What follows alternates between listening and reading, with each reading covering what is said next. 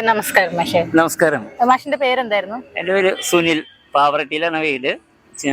തൃശ്ശൂർ ജില്ലയിൽ കാക്കശ്ശേരി എന്ന് പറയും. കാക്കശ്ശേരി. ഹായ്. Hi, hello. പേരെന്തായിരുന്നു? ബൈദ. എന്താ പഠിക്കുന്നേ? ഞാന് ഭരതനാട്യം, നടുവണ്ണൂർക്കും മോഹിനിയാട്ടം. അപ്പൊ ഇവിടെ പെർഫോമൻസ് ഒക്കെ കഴിഞ്ഞോ? കഴിഞ്ഞു. ഏതെങ്കിലും റിസൾട്ട് വന്നിരുന്നോ? ഞാന് നാടോടിനൃത്തത്തിനാണ് സ്റ്റേറ്റ് ലെവലിൽ ഇപ്പൊ പങ്കെടുത്തിട്ടുള്ളത്. വേറെ ഇല്ല. അപ്പൊ എങ്ങനെ ഉണ്ടായിരുന്നു പെർഫോമൻസ്? കഴിഞ്ഞല്ലോ. എങ്ങനെ ഉണ്ടായിരുന്നു പെർഫോമൻസ്? ഞാൻ എന്റെ ബെസ്റ്റ് പെർഫോം ചെയ്തു. പ്രൈസ് കിട്ടുവോ? കോൺഫിഡന്റ് ആണോ? എനിക്ക് കോൺഫിഡൻസ് ഉണ്ട്. എങ്ങനെയായിരുന്നു? സാറല്ലേ പഠിപ്പിച്ചതൊക്കെ? അവളുടെ മാക്സിമം ഏറ്റവും ബെസ്റ്റ് അവള് പ്രസന്റ് ചെയ്തിട്ടുണ്ട്. എങ്ങനെയായിരുന്നു? ഒരു അധ്യാപകനെ സംബന്ധിച്ചിടത്തോളം നമുക്ക് ഏറ്റവും സന്തോഷമുള്ള മുഹൂർത്തം സ്റ്റേറ്റ് വരെ എത്തുക എന്നുള്ളത്. അത് എത്തിയിട്ട് അവർ കളിച്ച് കാണുക എന്ന് പറഞ്ഞാൽ അതിനേക്കാൾ സന്തോഷമാണ്. അങ്ങനെ അവളുടെ പരിമിതികൾ വെച്ചിട്ട് അവൾ ഇത്രയും ഭംഗിയായിട്ട്, ഞാൻ ആ സ്റ്റേജ് കണ്ടപ്പോൾ അവൾ ഓടിയെത്തുമോ അങ്ങനെയൊക്കെ എനിക്ക് സംശയം ഉണ്ടായിരുന്നു. പക്ഷെ അവള് ഏറ്റവും കൂടുതൽ എനിക്ക് തോന്നുന്നു വലിയ കുട്ടികളെക്കാൾ കൂടുതൽ കവർ ചെയ്ത് ഓടിയെത്തി കളിച്ച ഒരു സന്തോഷം എനിക്കുണ്ട്. പറഞ്ഞു കൊടുത്തത് അവൾ കൃത്യമായിട്ട് പ്രസന്റ് ചെയ്തിട്ടുണ്ട്. ഇനി വിധി ദൈവത്തിന് വിട്ടുകൊടുക്കണം. എല്ലാ വിധിയും ഞങ്ങൾ ദൈവത്തിന് വിട്ടുകൊടുത്തിട്ട് തന്നെ ഇവിടെ വരെ എത്തിയത്. എങ്ങനെയുണ്ടായിരുന്നു ആളുടെ ഒരു പ്രാക്ടീസിങ് സെക്ഷൻ ഒക്കെ? എങ്ങനെയുണ്ടായിരുന്നു?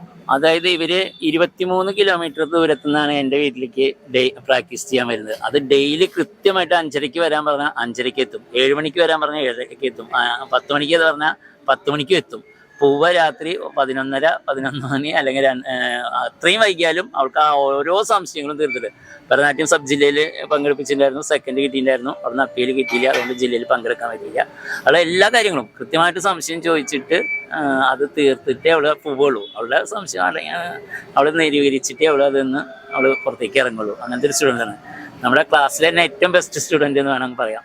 അത്രയും വീട്ടുകാർ എടുക്കുന്ന ടാലന്റ് അതിനേക്കാൾ അപ്പുറമാണ്. ഒരു 23 കിലോമീറ്റർ അപ്പുറത്തുനിന്ന് ഒരു കുട്ടീനെ ഡാൻസ് ക്ലാസ് കൊണ്ടുവന്നിട്ട് കൊണ്ടുവരിക എന്ന് പറഞ്ഞാൽ അവരെടുക്കുന്ന ടാലന്റ് വളരെ വലുതാണ്. ആ പാരന്റ്സിന് നമ്മൾ നമിച്ചേ പറ്റുള്ളൂ. ഇവളുടെ ചെറുത് 2 കൂടി ഉണ്ട്. ചെറുത് 2 പെൺകുട്ടികളും ഉണ്ട്. അവരും ചെറിയ മക്കളാണ്.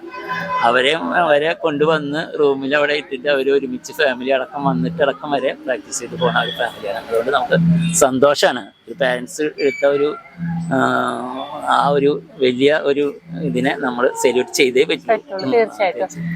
എത്ര നാളായി ഡാൻസ് പഠിക്കാൻ തുടങ്ങിയിട്ട്? എത്ര നാളായി? 8-9 വർഷമായി. ഇനി മുന്നോട്ടുള്ള വർഷങ്ങളിൽ ഈ കലോത്സവ വേദിയിൽ പങ്കെടുക്കുവോ? അവസരം കിട്ടി എന്തായാലും പങ്കെടുക്കുമല്ലോ.